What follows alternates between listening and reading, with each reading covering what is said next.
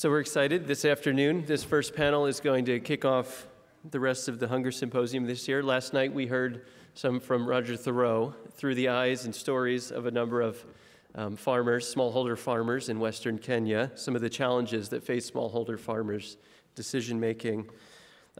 This particular panel then is going to be looking at some of the ways to resource smallholder farmers for increasing productivity. And so, without further ado, let me turn the panel over to Dr. Chris Keel, Professor of Environmental Science. Welcome again to this panel entitled Small-Scale Farming in the Information Age, Increasing Yields Through Education, Research, and Communications Capacity. We will have three speakers, Dr. Paul McNamara and Roger Thoreau will speak again.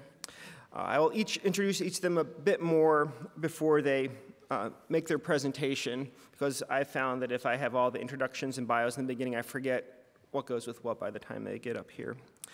Format will be about a 15-minute presentation from each, and then after all three have spoken, we'll move up to the stage for a question and answer period. Our first speaker is Sri Spika. She's currently project manager in the Corporate Citizenship Center of Excellence at John Deere. She has extensive experience in high technology, sales, and new market expansion, as well as customer acquisition, market entry strategies, business development, and nonprofit sector project management. In addition to holding an MBA from the Tuck School of Business at Dartmouth, she holds an MS in Mechanical and Aerospace Engineering from the University of Minnesota and a BS in Mechanical Engineering from India. Her research in nanoparticle synthesis has been published in acclaimed scientific journals. She's volunteered for microfinance organizations working in Ghana and consulted to develop a sustainable economic development strategy around archaeological treasures in Jordan, and is a junior achievement volunteer. We look forward, Sri, to what you have to share with us this afternoon.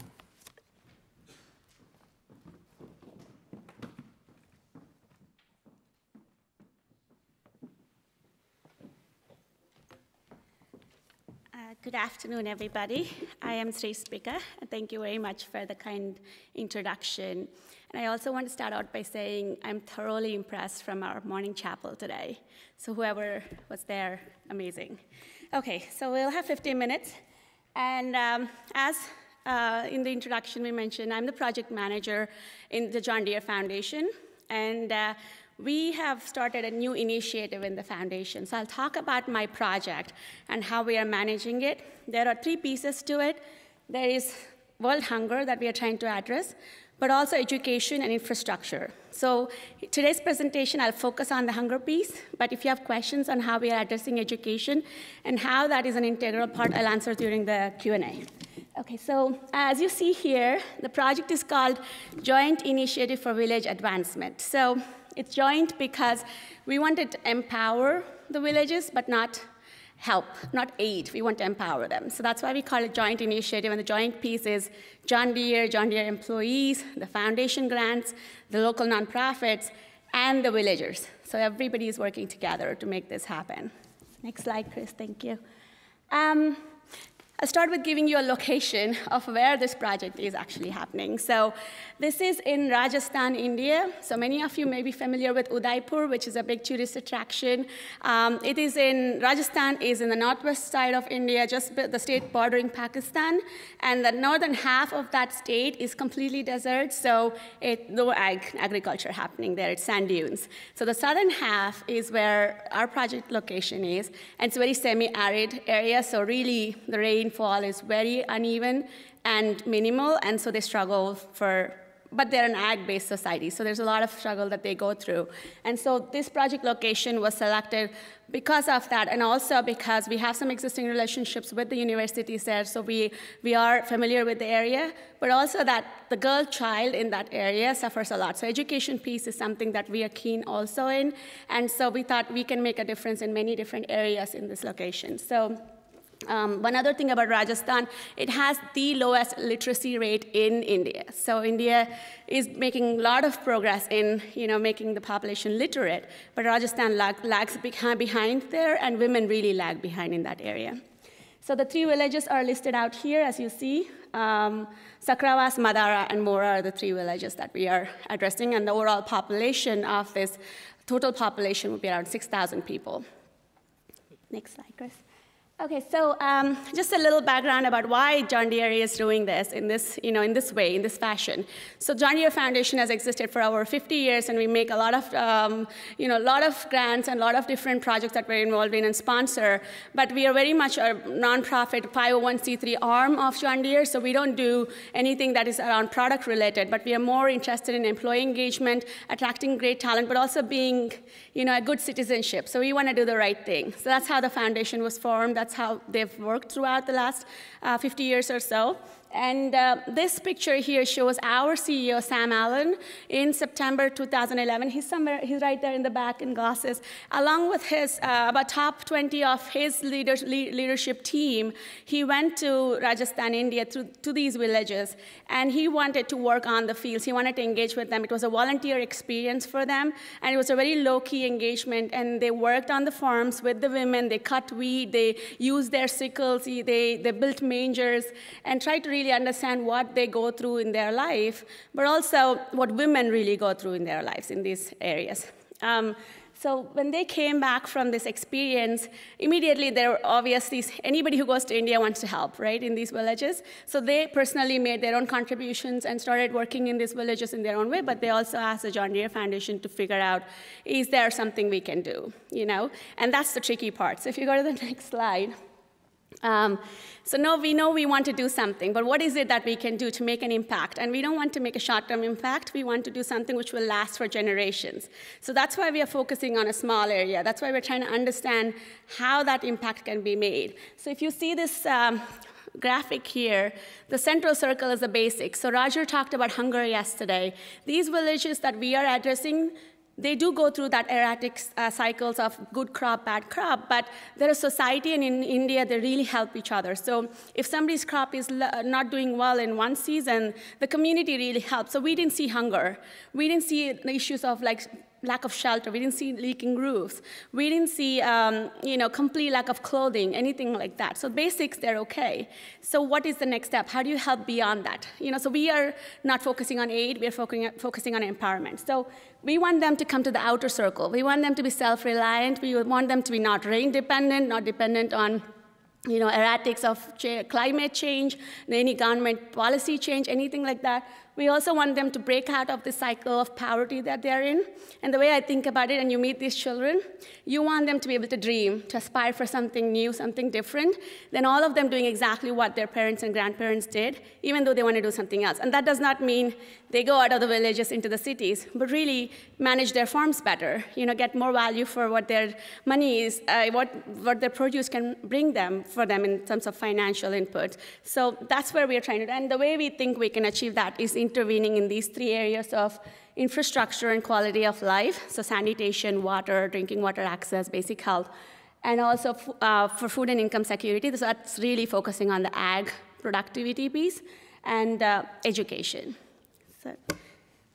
So another piece of it that we did, which is new also, is we wanted to go and talk to the villagers first before saying, or the farmers, before saying this is what you need to do. We think that they're very smart people. They've been really surviving for the past 500 years or so, following some incredible ways of sustaining their life. So they're self-sustaining. They're not, they can choose what's right for their lives. So we didn't want to dictate and say, you got to use this fertilizer. We wanted to ask them, where do you need help?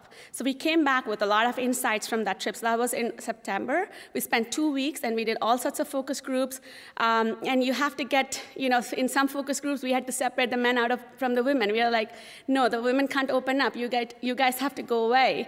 And the women would then take off. They cover their faces with these veils, and they would take it off finally, and we could see their faces. And I was so happy, thank God, that I could speak Hindi. I'm from South India, and I'm one of those few South Indians who learned Hindi, and I was so happy to be able to do that and interact with them. And most of the time, they just wanted to get me married off to somebody in the village, but at least that opened up the conversation, and they really told us what it is that is really going to make a difference in their lives. So, of course, along with the women, we talked to all stakeholders, the farmers, large farmers, small farmers in the village, different village heads. So you have local governments in India, so they're called panchayats, and you have a sarpanch. So sarpanch is the head of the local government, and it's usually a woman can be in the role, but she doesn't really speak up. So the husband kind of runs the government there, and we got all of them to talk to us. A lot of the district officials do what they're trying to do, so that we don't reinvent the wheel, but we also find out what's the missing. We did a gap analysis basically, what's missing and where we can intervene. So, and the children, they were so articulate, so they can tell you what exactly we need to do. So we did all that. And the next slide, Chris. And so this is what came out. This is the only chart I will put up there from my MBA training, but it's a bubble chart that came out where we can now prioritize what to do in year 1, year 2. So this is a long program. We came out with thinking that's a 5-year program. In year 1, we're going to address what are the immediate needs that they have. So all the male farmers, we ask them questions. What are your top 3 priorities? List them out. And soil testing comes out as number 1. So we are going to figure out how to do soil testing, but there's also a next step to that, where an extension worker will work with the farmers and educate them on the results of the soil test. And what do we do in, knowing that information, how do you make changes to what you're doing? What changes you need to make in terms of seed, even do you need to put cotton versus something else for your field? And do you also need to change your way of applying fertilizer? Most of them are just sprinkling urea. Anywhere. Doesn't matter when and what. And there's a lot of the bottle cap system is not used. They hand sprinkle. So, there's different ways that we could intervene. And then women, of course, wanted good quality of teachers for their children. So, and sanitation. Those were their 2 top things that came out. And then we also thought we don't need to address drinking water if the government is doing it, and we thought that they are. So we now have prioritized based on what the community needs. And we continue to engage the communities throughout the project. So every 6 months or so, we find out, has anything changed? India seems to change a lot very frequently. So we try to keep them engaged. The next slide.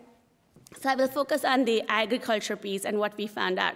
So we found out a dichotomy that they do many things which are actually really modern or something that we maybe in the developed world are coming back to. So efficient nutrient management. So they're very good about cropping with 2 different crops that can grow together. So they'll put soy in between maize. They'll put a vegetable in between wheat so that they can also sustain themselves and they can get that balanced nutrition as well. That's their goal. So they're doing that. And also we saw a John Deere water irrigation plant in one of the villages, which was completely unexpected, but they had gotten it and then installed it, and some of them are going into drip irrigation because it's a very arid location, and drip irrigation, is the best solution for them. They can't afford it. There are subsidies that exist, but most of them are not literate enough to even fill that subsidy form.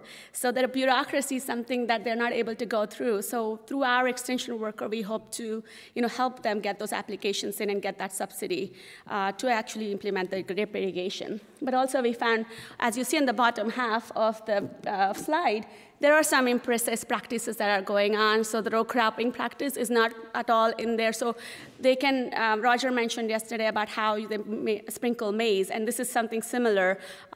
They just, put it wherever, however it works. They don't measure how you plant your maize seed after seed, things like that. And it's not a modern technique even. It's something, 50 years old here probably, but that needs to come there.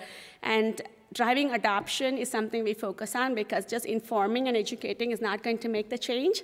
So we are planning demonstration plots so that they can actually see the difference for themselves. Because I always think, if I was in their shoes, it's my bread and butter. I'm not going to make changes until I'm sure about it. What if I use a fertilizer and my crop is gone? I'm not going to come and save them at that moment, right? So they don't trust you, and you got to build that trust through demonstration plots and many other ways. So we continue to do that. And the primitive weeding techniques is something that we are addressing as well. That's okay.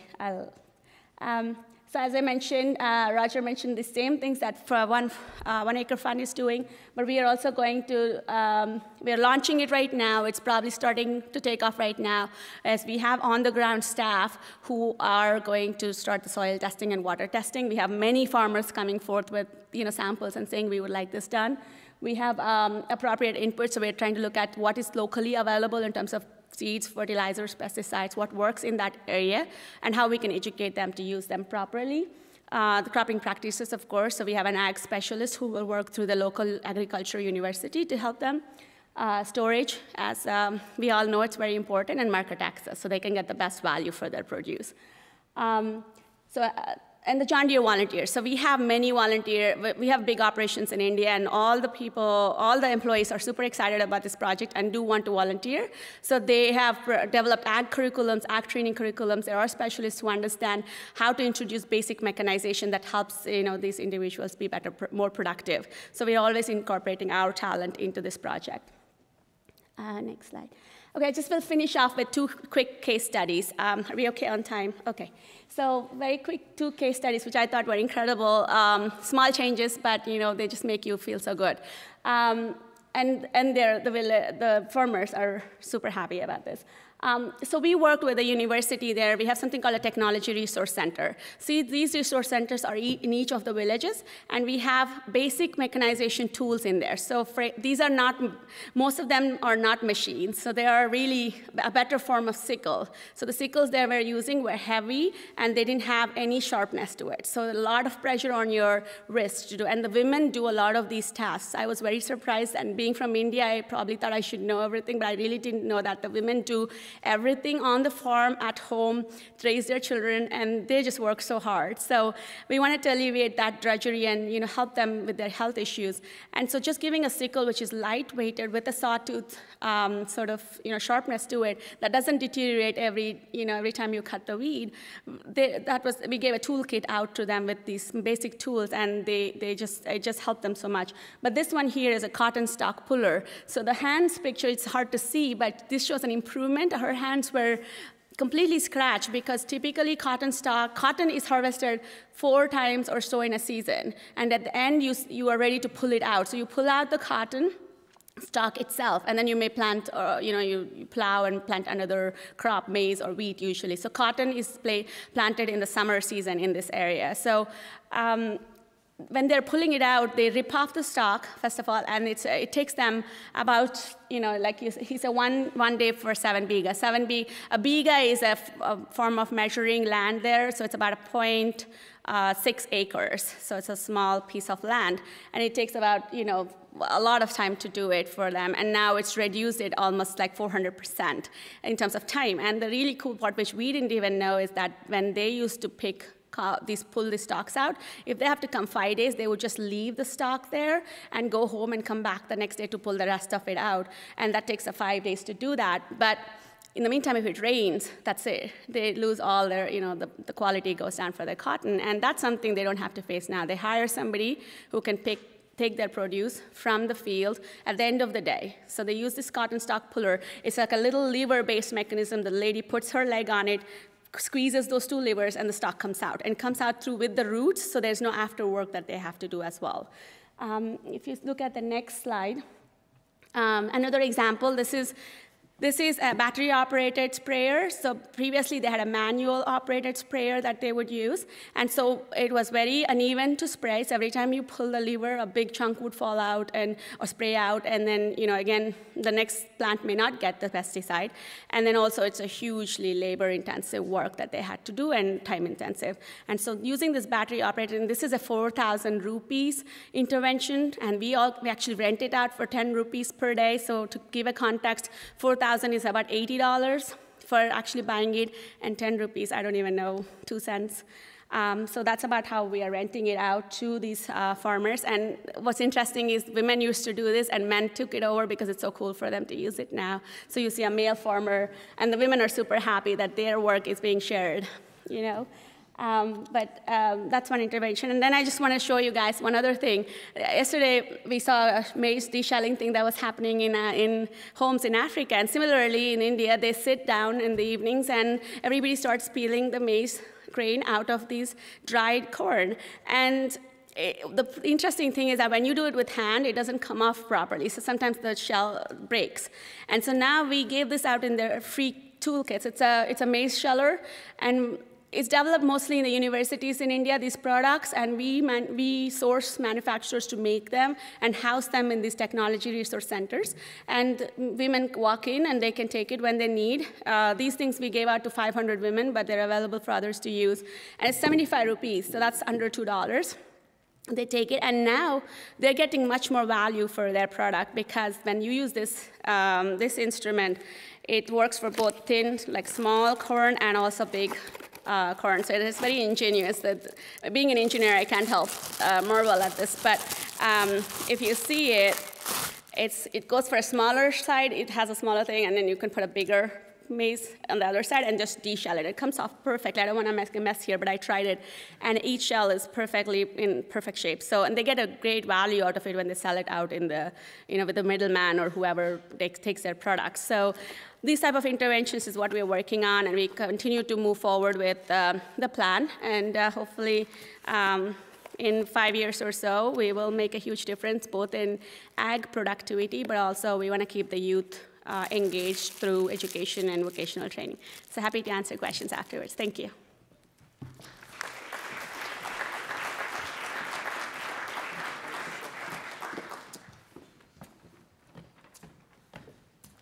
Boy, panel discussions are challenging, because I just want to hear more and more.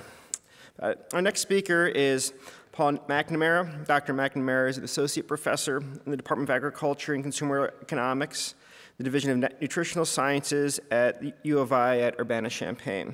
He serves as the director of the USAID-funded Modernizing Extension and Advisory Services Project, which works with its consortium members and other partners to strengthen agriculture and nutrition extension services around the world with the goal of increasing smallholder economic and food security. He also serves as an extension specialist with the U of I Extension and has garnered team and individual awards for his extension efforts.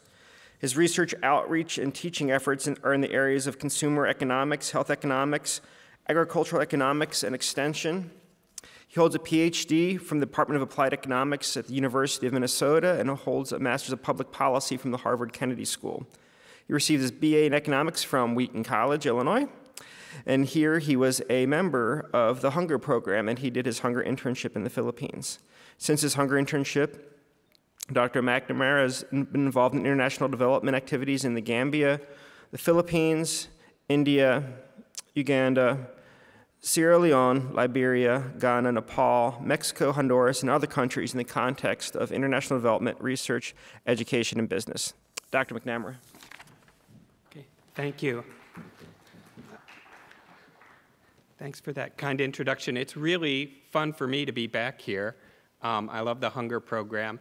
One of my most fun experiences last year was going back to the site of my hunger internship and visiting with the project director who hosted me, Mars Fuerte, and seeing Mars. He's an older gentleman now, and I'm older, and they said, "Oh, you've gotten bigger," and I haven't gotten any taller. Anyway, that's what happens 30 years on average for American males. But it was so fun to see him and see other people, even tribal leaders came down to see me from Bla'an Tribes Leadership Council, and we had a great time, and I got to speak at a Bible school in General Santos City. It was just a real highlight for me. The Hunger Program's made a big difference in my life. I'm going to speak about reaching farmers with agricultural extension services. And why is this important? There's a big gap in between technology and smallholder farmers. There are a lot of existing technologies we know about. They're out there, and they're just not getting into farmers' hands. Farmers aren't aware of them. The technology diffusion doesn't happen magically. We had connections with a project in Congo, for example, where they're along the corridor where EFAD and FAO distributed blight-resistant cassava shoots for dissemination. But if you go 15 miles past the main road in Bandundu, you will hardly see any of the blight-resistant cassava cuttings being used. The technology dissemination in many places doesn't happen sort of automatically. It takes real work. It takes real farmer experimentation. to investigate new methods and think about them.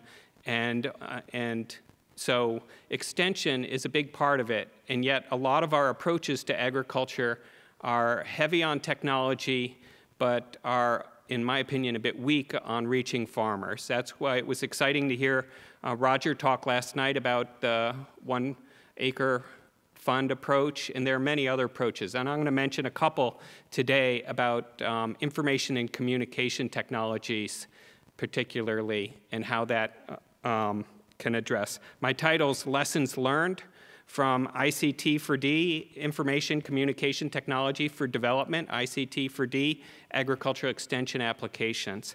I direct the MAIS project. It's a $9 million project funded by USAID. It's a Leader with Associate Award. And we have some experience with a number of different ICT for D projects that I'll talk about and derive a couple lessons for us here today. So extension, we see it as critical. And increasingly in policy circles, people like the World Bank, people like ministers of agriculture are realizing how weak extension is in many countries and how great the need is. And I'll talk a little bit about what I mean by extension in a second. And the World Bank, in a document about the agricultural potential of sub-Saharan Africa, wrote, "A major and as yet unresolved challenge is to develop cost-effective and demand-driven advisory services," they mean extension, through effective partnerships among farmers, public agencies, and civil society. It's something we really don't have a good handle on at the system level, and that's the perspective that I'm taking here today. So what I'm going to talk about real briefly about MAIS, the project I direct at the University of Illinois, our engagements in ICT for agriculture extension, and derive a couple lessons out of our experience. MAIS, we're a knowledge consortium around agricultural development. We are university-based, but we have other partners, including Winrock, IFPRI, Catholic Relief Services is a very active partner of ours, Cultural Practice, SAFE, and Sasakawa. We work with all of these groups, and we engage professors and staff and grad students from these university partners you can see. And all of them are very active in our program. We have people from Cornell who just got back doing an assessment of one of the largest private sector extension programs with the Coffee Federation in Colombia just last week. So people from all these universities are involved in our work. And we're a network. We share information and we disseminate it widely. We have an annual conference in Washington in early June around the time of the AIARD conference, another Ag and International Agriculture Conference in DC. The goals of the project are to help promote and strengthen agricultural extension systems, especially to increase farm incomes and enhance the livelihoods of the rural poor, especially women. As Roger talked about last night, women do a disproportionate amount of the work in agriculture, especially in places like sub-Saharan Africa, and we target many of our efforts at women. We work with systems. We're demand-driven. We respond to USAID missions, private sector organizations, country governments. Our definition of extension is quite broad. We're talking about a whole set of different adult education approaches, programs and systems that help farmers access not just knowledge and technologies and information, but also help them link with markets, help them link with researchers, education institutions, agribusinesses, all those things. And also that help farmers and their groups develop their own capacity, their own organizational capacity, their own management skills and practices. If you know much about the history of the US agriculture development, you know that farmer organizations, cooperatives, have been a really instrumental instrument, an institution in development, and we see that in many places around the world. India, for example, has some amazing cooperatives, and so that's part of what we're talking about, helping those grow, helping those develop. I don't have time to go through this, but the point of this is most agriculture extension systems focus on the top left quadrant, talking about extension for staple crops, so your maize, your rice, a lot of extension efforts kind of get stuck up in that top left quadrant. But we're also talking about process innovations, where you're helping farmers intensify and diversify their farming systems. You're working with groups, also engaging women directly in those groups, and teaching and working together on family nutrition, family planning, hygiene, healthcare, those things. The bottom right corner is about developing farmer group capacity. It's absolutely essential to help them work together as groups and then link markets, be able to market together, be able to address the quality concerns of supply chains, to take advantage of those opportunities. And then NRM in the bottom right corner, natural resource management, conservation agriculture, all those things around soil health, around water quality, water management. If you get stuck for extension up in the top left corner, you're missing so much of what's needed. The key components of our project, we have three main ones. Teach, we disseminate different modern approaches and best practices around extension. We have a set of training materials and technical notes. We learn is applied research. We work with teams all around the world doing action-oriented research. And then apply is country-level assessments and plans to strengthen systems. We work with governments and USAID missions. Now I'm going to talk a little bit about our work with ICT. We've done a bunch of country assessments of their entire extension systems: Liberia, Bangladesh, Mali, Rwanda, Malawi, Upper Egypt, Nepal, Tajikistan, Ghana. And here are some of the themes that we see in many of the countries. In ICT space, there's a lot of pluralism. The government often has a program, but you have a lot of NGOs and private sector actors. This raises a lot of issues around coordination, turf, and what I would call projectization. And so you have an effort that's funded by a donor, and as long as the donor funding is there, it's going great. But as soon as the donor funding stops, it's just going to wind down, and it's not sustainable. And all these kind of questions around how we finance interventions and where are we going with them are they're just huge in this ICT space. And then when you look at field staff, whether it's a government or NGO field staff, there's a lot of training needed. I'm not talking about farmers yet. I'm just talking about field staff. And then there's big questions about what's the government's role in this entire space. Oftentimes, they don't have well-functioning extension systems themselves, and they'll propose ICT as a fallback position, something that they see as smaller that they can manage from a capital. We don't see it that way, and I'll get to that in a second. And then the issue of sustainability of platforms. I'm talking about the financing sustainability. And in Ghana, for example, there's a lot going on right now, but it's not proven. It's not scaled. It's a lot of development going on. So that's one thing we're doing. And then another thing we're doing a randomized control trial of a Grameen ICT extension program that uses community knowledge workers in Uganda. And so there's 10 dairy hubs where they're getting this new extension program over the next few years. And we've randomized the extension program to 5 of the hubs, and we can observe the treatment of that extension program on both the farm performance for the smallholder farmers, they're mostly women, dairy producers, as well as the productivity of the hubs themselves. So we have a research project. This is a major effort that involves Ugandans, a Michigan State professor, myself, and some graduate students. And the CKW program is very novel, but it's expensive. The cost per farmer visit is prohibitively high to think about scaling this to the entire country. So these are some of the challenges in the ICT space. The ICT component of this CKW program is to give each extension worker, there's about 800, each extension worker a PDA, a smartphone, that they can make calls into an agricultural call center, get market information, answer plant pathology questions, a lot of other technical questions, and they get support from the call center for their own skills and abilities. So that's the ICT component. The other part of the ICT component is the Grumming program can monitor the performance of the extension agent. This is critical.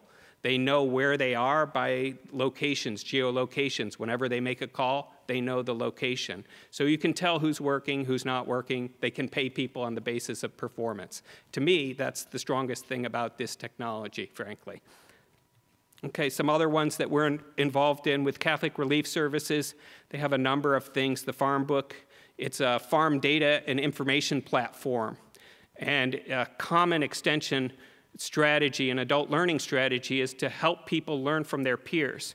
This is on a PDA or on a notebook. You get farm information, you bring it into a processing center, and then you can benchmark different farms against each other and help teach people.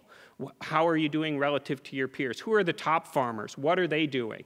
And you can use this information platform to teach and educate farmers. Very powerful. Very common with organizations in the United States. Hospitals, farms, a lot of different kinds of organizations benchmark. They also have the 5 skill sets. Basic training that is being delivered by the internet. We're now working with the government of Kenya to roll out that training system with their public sector extension agents and trying to lower the cost of delivering in-service training. A bunch of other things that I don't have time for. The lessons. Put the farmer right in the middle of your ICT strategy. Here's a woman in Liberia telling us, me included, what she needed. And she was direct and right to the point about what her group needed and what she wasn't getting. And when you're thinking about ICT, a lot of developers get enamored by the technology itself because they're tech people. We need to really focus on the farmer and focus about what does this service give of value to that farmer? Where's the value in it? And how does the farmer really benefit? And get farmer feedback, farmer input into it. It's very easy to lose sight of the farmer in these kind of projects. Second, look beyond farmers. There's a lot of different levels. A lot of the applications we see only are at farmers, yet they could strengthen other parts. They could strengthen organizations. They could strengthen field agents. So you can support extension workers, give them knowledge, enable them, empower them. You could use it for performance monitoring, like the Grameen are doing in Uganda, and build in performance in a highly distributed, difficult to monitor system. You can develop knowledge portals and repositories. Just open sharing of information is so powerful. A lot of NGOs hold on to their stuff so tight, and it raises the cost of doing development work. Make it open, open sourcing of materials and sharing. And there's some great platforms out there. We need more. And the training of staff. I also already mentioned the government of Kenya work. CRS in the Feed the Future project in Zambia has a large effort of this. 3, I think you need an extension program to deploy ICT well. Some cell phone and internet-based applications, you require a functioning program. And so you can't, it's not like you can only do ICT extension. And the 4th one, it's not a silver bullet. A lot of people speak about ICT for D as a solution to agriculture development program. I think a lot of that's just because they don't, and like the rest of us, we're groping in a lot of cases, and they find something that looks easy or implementable, and they fund it and do it. But in many cases, there's real questions about the business model, what happens after the project, and think of the things ICT can't do. It can't form farmers groups. It can't form cooperatives. It can't do high-touch market access. It can't deal with the land questions and access to land questions that are big in many places. It can't take many of those high-touch extension functions that require real group work and give and take and negotiation. So to wrap up, there's some great experiments, a lot of exciting developments going on right now. From the MAIS perspective, from my perspective in looking and working with many of these, I have some concerns about sustainability and the real need for farmer-centered ICT applications. And there's recurrent concerns about coordination, the role for the public sector, projectization along the way. Thank you.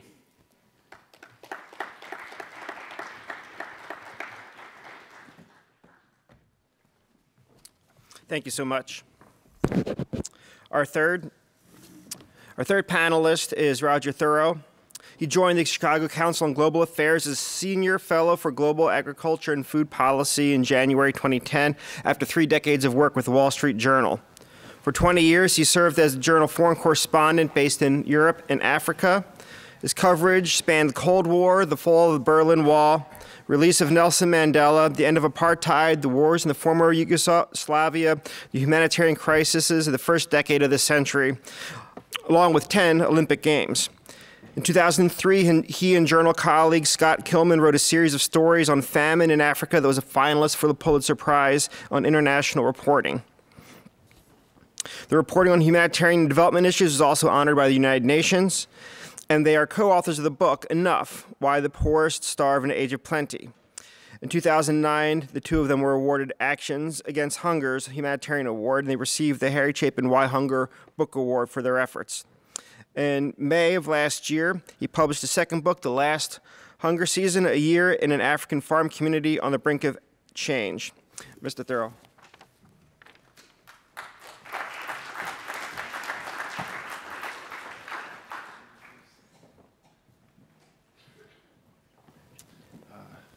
Yeah, we can put it up. Let's put up to one of those guys. Right. Thanks. Thank you, Chris. Thanks for everybody for coming. Even those who heard me last night. I apologize for my appearance. I'm actually, after this, I'm going to audition for the All-State Mayhem Man. I think he looks exactly like this, actually. This is what happened when hunger fights back. We spend a conference fighting against world hunger, and sometimes it strikes back. So no, I had a little fall or slip this morning, but I'm feeling fine, feeling wonderful actually. Yeah, and I figured, you know, there shouldn't. The other joke that I guess I can say is that, yeah, it's a rough neighborhood around here at Wheaton, so. You should see the other guy. But I also wanted to say, if it has to happen anywhere, great to happen at Wheaton, because as I was walking along the hallways, somebody stopped and said, "Are you okay?" And I said, "Yeah, actually, I'm fine." I should have said, "What are you talking about?" And I said, "I'm fine." And he said, I fell, and he said, "Oh, you're the guy we prayed for this morning in class." And so I figured word is spreading fast, and it's a great thing. So that's why the healing is happening so rapidly. So thank you. So I'll kind of stand in profile, and you can see this. I just wanted to, just a couple of slides that I didn't show last night and a couple of points I didn't make, but I think fit really nicely in what Sri and Paul have just been talking about, and some technologies. This photo, that's Leonida, one of the farmers I follow in the book in the purple, sitting on the floor of her very humble house, mud and sticks frame of the house. The floor that they're sitting on is made of mud and cow dung, which is a good binding agent. And they're sitting on the floor, and they're shelling their maize. And yeah, they're using their hands. I don't even know if they have that implement. The implement works particularly good when the maize is dried properly, but when it's still a little wet, that there's some problems with that too. This is where simple technology can make so much difference.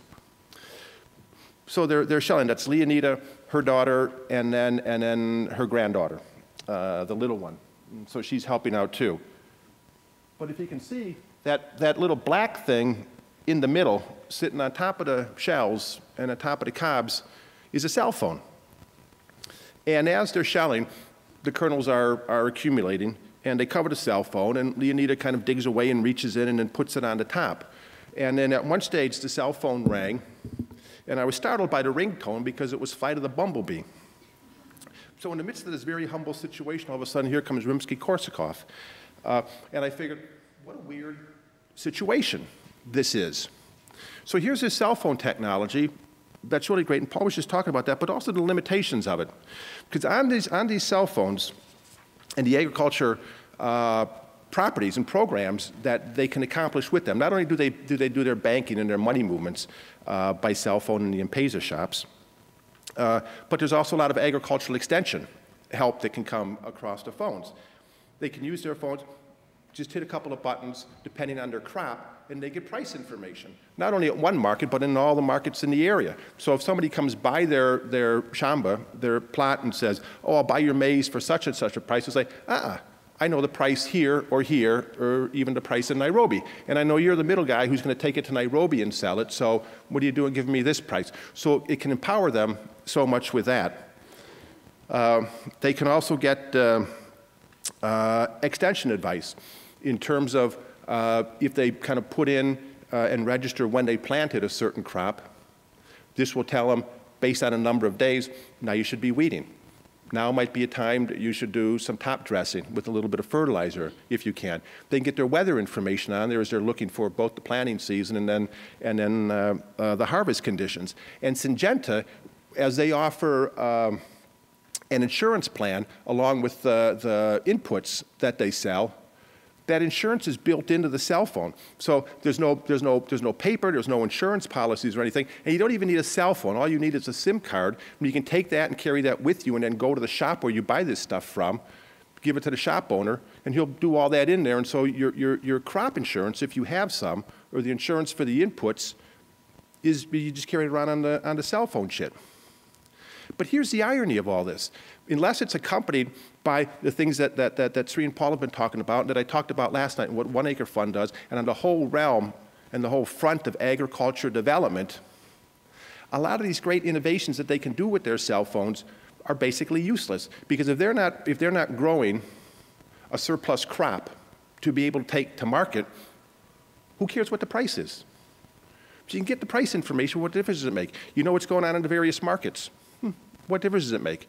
If you're not able to plant as much land as you have, even the extension advice is a minimal ability. And so all of these innovations and technologies and communications, they're great. And they open up all these new avenues for the farmers, and particularly the smallholder farmers, but they have to be kind of in this system of all these other things that are supporting agriculture development. So I think that's really important to remember. Just a couple of other photos. Where are they? We're going this way. Okay. So I think I showed this last night. This is Rozoa. She's doing the work. She's bending over, back-breaking labor. She has this short-handled hoe, and again, an invention from whenever it was, the Iron Age. And there's been no improvement on that. Again, considering the smallholder farmers too poor, too remote, too insignificant. So labor saving, health saving, innovations have basically been ignored or negligent for these farmers, because can they pay for them? Who cares if they need them or not? So that's where they are. They're in this kind of horrible time warp, even with their implements, and it's all hand labor. But I'll consider this. So no efforts on behalf of some of the poorest and hungriest people in the world, but for the world's leisure class. In golfing, we've invented and come up with putters, now they're controversial and may be banned on the PGA Tour, but these guys don't even have to bend over. Rozoa, bending over, we don't care. There's tens of millions of these smallholder farming women in this situation. But all our space-age technology, the titanium in the shafts, in the head so you can hit the thing for a mile, all that technology has gone into this because they'll buy it. These folks got money. Let's pay attention to them. Let's put all our research and technology into something that they can play a game better, as opposed to, gee, what'll make them more efficient farmers? What'll help us all in this world achieve this goal of having to nearly double food production by 2050. So we'll leave the slide on Rozoa, as opposed, I don't even know who this guy is. Could have done Phil Mickelson. I think he has one too. But anyway, but what all this comes down to, and just one other point that I want to make that I think is important. Everything that Paul and Sri were talking about, what I mentioned last night, what this conference is about, with the smallholder farmers at the center, kind of what it comes down to is providing choice, or the accessibility of choice and choices and decisions to these smallholder farmers. And I kind of go back to, in the book, following these farmers over the course of a year, and the year is 2011, and right away in January, they were at an initial training session with the 1 Acre Fund. And so it's extension training, and it goes on for a couple of hours, and it's planting in straight rows, and it's all about, and why it's important to weed, and why, kind of how microfinance works. The repayment process is important to repay so that it can be lent out to you again the next year. So why that all works, or why that's important, and then how that can be sustainable. And better to do that than just to give things away. But at the end of that initial extension session, the field officers who are running this, they pass around sheets of paper and pencils, or the farmers just take that out of their purses. And he says, write down on this sheet of paper, write down your goals as farmers. What are your goals? What are your ambitions? And so the farmers write them down, and then he says, exchange them. And so people are shown around. So I'm sitting there with Leonida. I'm watching what she writes down. Feed my family throughout the year, send my children to school, provide better health care for my family, repair my roof or something, diversify my crops, help others in the community. And then she passes it around, and then I'm seeing some other papers that are passed around. And goals, the top goal, 1A and 1B, interchangeable, feed my family throughout the year, educate my children. If we were to do that today, we passed around a list, it would be, we'd write the same thing down. Provide for our children, educate our children, renovate the kitchen, go on a holiday. Our list of goals, we'd have ands in between. I want to do this for my kids, I want to do this for the education, and this for the car, and this for a vacation. These farmers, what was remarkable to me is they were just listed. There was no conjunction in between. It was just a list. Because for these farmers, until they get to the point of being able to sustainably produce surplus harvests that then start giving them a choice, they're basically trapped in neither nor lives. We can neither feed our family through the year, nor can we provide the education for our children and pay the tuition fees, nor can we buy the malaria medication, nor can we diversify our crops, nor can I buy another cow, nor can I improve my house. As they say in the first year of these farmers, they have this for the first time. For the first time, they can go to a market. They can sell it. Now they're in an either-or life. I can feed my family throughout the year, as was the case with Leonida, and we saw with Rozoa. Oh, this is Sapporo. Was I saying that was Rozoa? Of selling the maize for the cow, or selling the maize for the education. Either or. I now have a surplus. I can feed my family throughout the year, or I can do the education for my children. The great goal that we should all have, the great goal of international development, is to introduce into their lives, into this list, these three small letters, A, N, D. These kind of smallest of conjunctions, and, to bring and into their lives. And if we can do that, that's a great thing. So they can kind of have the same choices. Feed my family throughout the year and educate my children, and buy another cow, and buy chickens, and improve my house. And that's what we were seeing last night with Rozoa's house all of a sudden, and Sapporo's house all of a sudden going up, and such great things. And so that's what I find is of international development. That's what's truly liberating, these choices. Choices liberate. Choice is freedom. And the decisions that they make, they're their decisions. We should listen to them, talk to them. How do you make decisions? And it's a fascinating process. So just to end, if we think of this world hunger problem, my goodness, it's so big.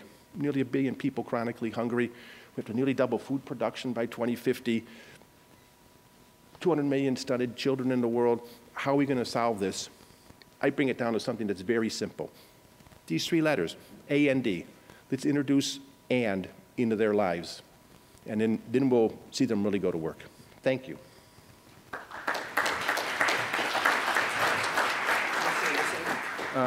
Yeah.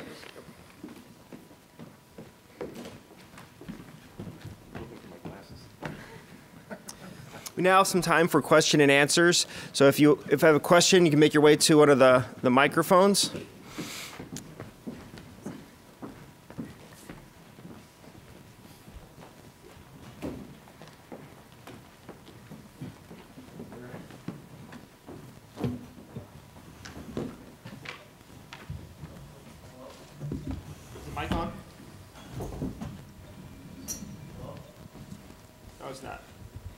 I'll speak up. My name is Adam Sawyer, Hunger class of 2011. As I was hearing this, great presentation from all three. Thank you very much for coming.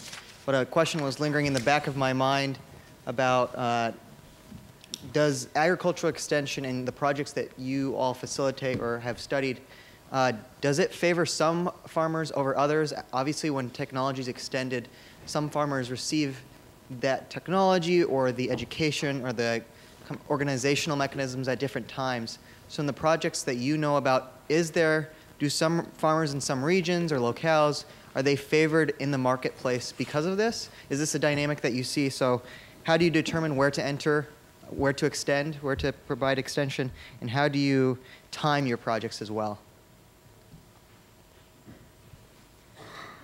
Any of you guys? I'm glad to take Do more on the front lines. a stab at that. First, we provide support services to country governments and to USAID agencies around the world. We don't, in general, implement large extension programs or small, but we work with partners. Some of them do, like CRS. And so targeting is critical, and that's what your question's about. And is it, what are the gender dimensions? What are the pro-poor dimensions of extension programs?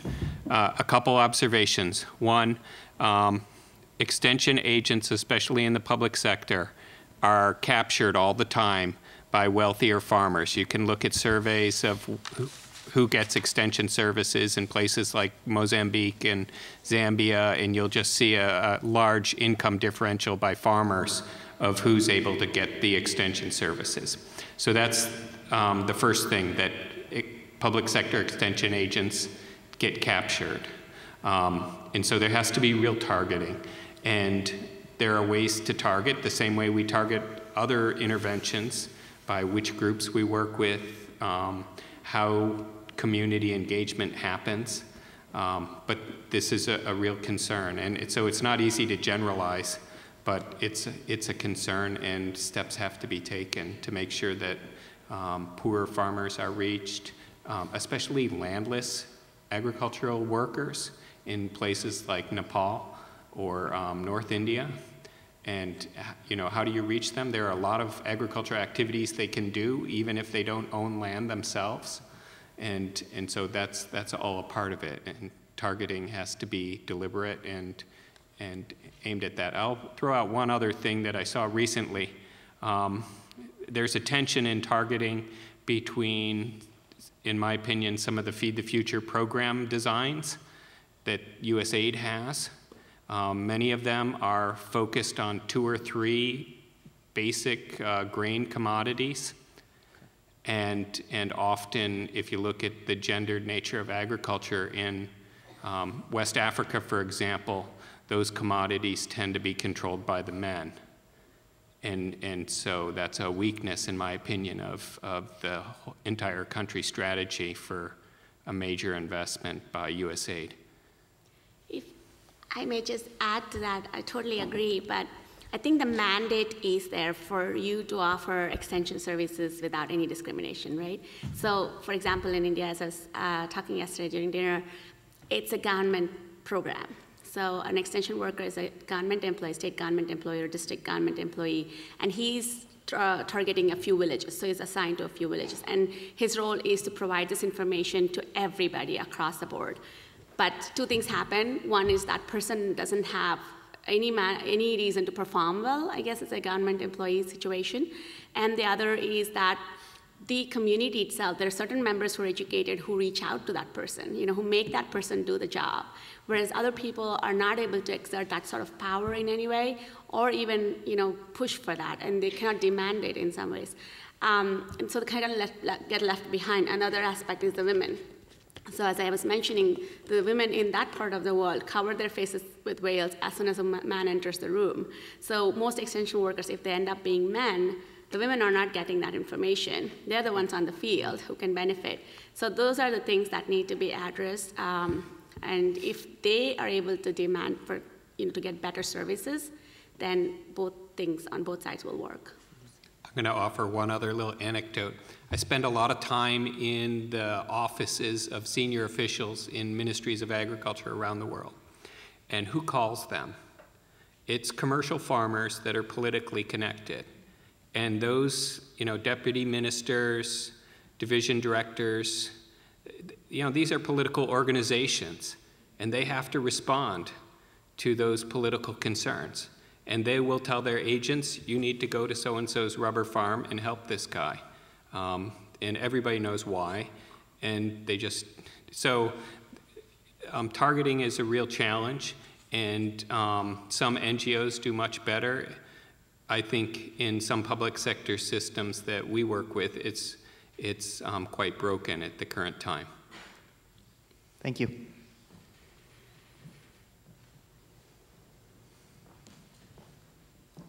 Good afternoon. My name is Carla Lovett, and I teach here in the history department, and previously had the opportunity to teach in the hunger program. Really enjoy the symposium every year, and particularly this year. My own personal background is growing up in Maine on a small organic sustainable farm, so that's my background. Something that was mentioned last night, and then also that you folks highlighted today, and that is the way in which technological dissemination doesn't seem to happen naturally. And I was wondering, very curious about why that is. I know, for instance, that in prehistoric context and in very early historical contexts in Africa, some of the very earliest examples we have of metallurgical technology and the ways in which metal is being used and reworked using fire comes from African contexts and then is disseminated elsewhere, including into Europe and the like.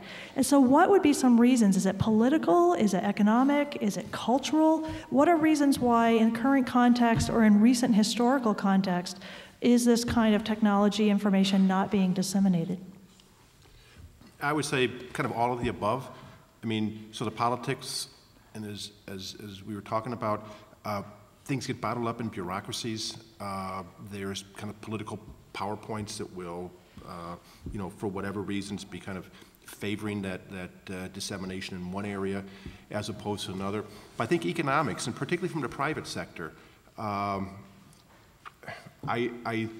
think they're kind of disseminating the technology to the areas where they can make money and where the profit incentive is. And until you start also seeing these smallholder farmers as customers and clients, there's no inclination to do that. So probably the most aggressive and the most successful entrepreneurs and companies in Africa are the telecommunications companies and the cell phone companies. They've realized that those farmers, it's this technology that will really help them in their lives, and that these smallholder farmers really want this technology, and they'll pay for it. And that's what they've found, because otherwise, if more than 50% of the population in many African countries are smallholder farmers, how limited is their market? And so they've taken that initiative, no, they should be part of our market. So they go out there, and here's this wonderful technology that they then take forward. And unfortunately, kind of from the agriculture private sector and the agro industry, there hasn't really been that incentive. You'll also find so far out in the bush and in the really remote areas, they'll have cell phones, but there'll also be Coca-Cola available, and Pepsi, and Guinness beer, and the local beer. That's because their distribution methods, their revenue projections and things, their marketing strategy is to reach everybody. So I think Coke's strategy around the world, their slogan is within arm's reach.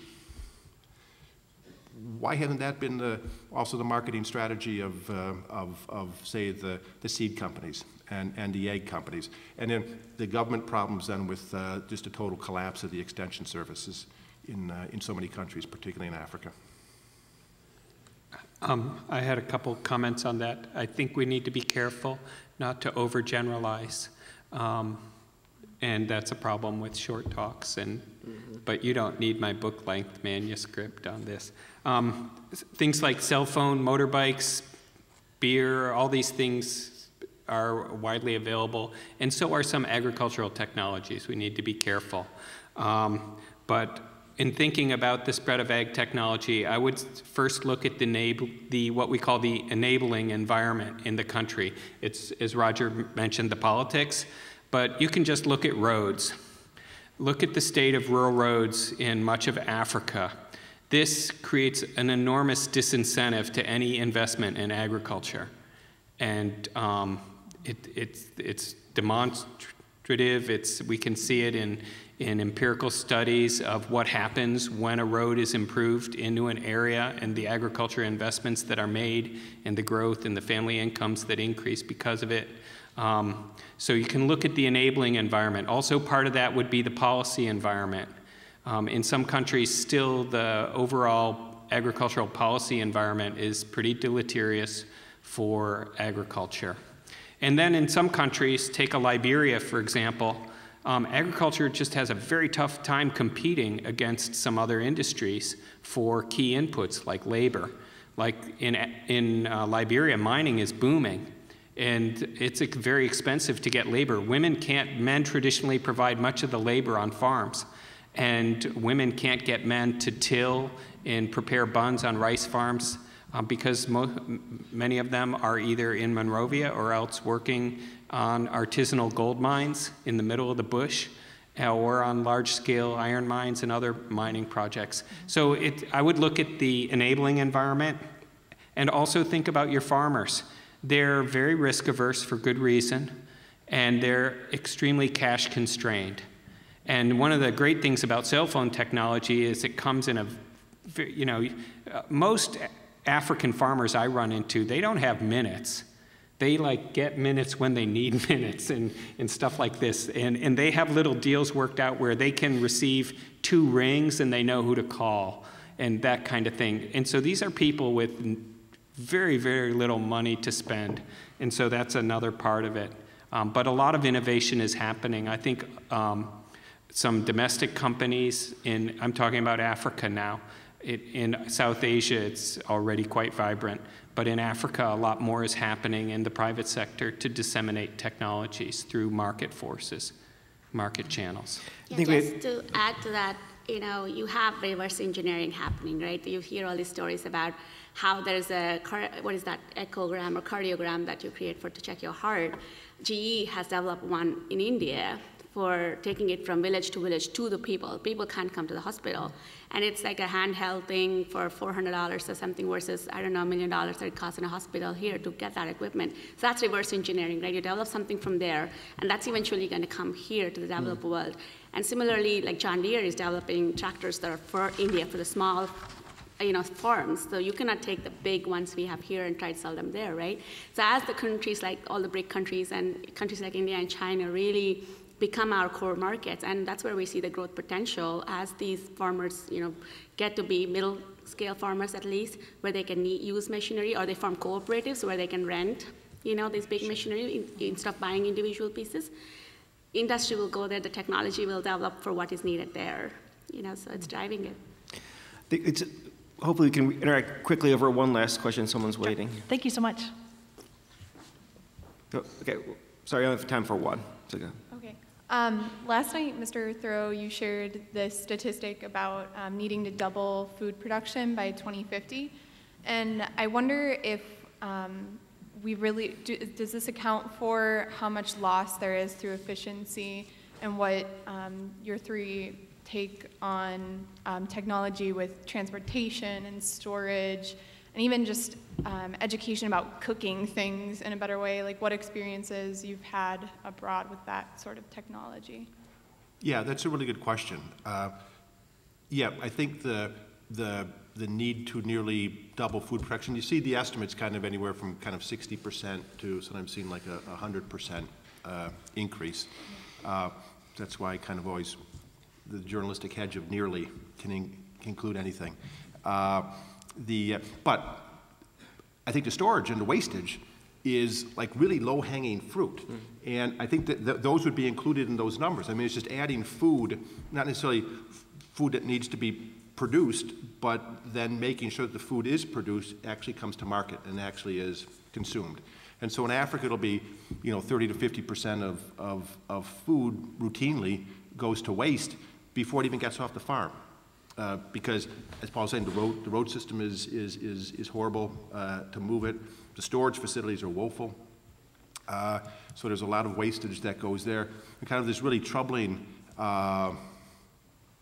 symmetry is on African farms and farms in the developing world, the wastage will be 30, 40, 50% before it even gets to the table. Here in the United States, we waste 30, 40% of the food that we consume, or the food that we prepare for consumption, and we just don't eat because it's too much. And so basically we kind of end the wastage on both ends of the line. I think that would go a considerable way, and we know how to do that. It's low-hanging fruit. And I think in terms of agriculture development, storage and building better storage systems, that's kind of the next holy grail, because that also gives farmers choices to hold their grain longer, to get a better price when they're able to sell it further away from the harvest. And so, yeah, and then the cooking things and everything, I think there's all those things factor into being able to add to the food that's available on this planet. Quick response from either of the panelists? Yeah, I think when we think about where do we need to be in 2050, there are a lot of different variables in that projection. And we know we need to keep on increasing our productivity. We need to, sub-Saharan Africa is a key target because of how unproductive it is compared to what its potential is. So there's a lot of science and work that has to happen there. But there's some other big threats, climate change being perhaps the most important one, that affect water availability and soil health in major agroecological zones around the world. And depending on what happens with climate variability and climate change over the next 40 years, that will have a big part of it, and how we can adapt to that increased variability and those threats. And so that's another area where we need to be working now to avoid those kind of problems. Sri, any last comment? Well, unfortunately, we're out of time, and I know I could listen to these kind of conversations for hours and hours, and hopefully we can take advantage of having these great speakers here. Please join me in thanking them for joining this panel. Thank you. Great stuff, thanks.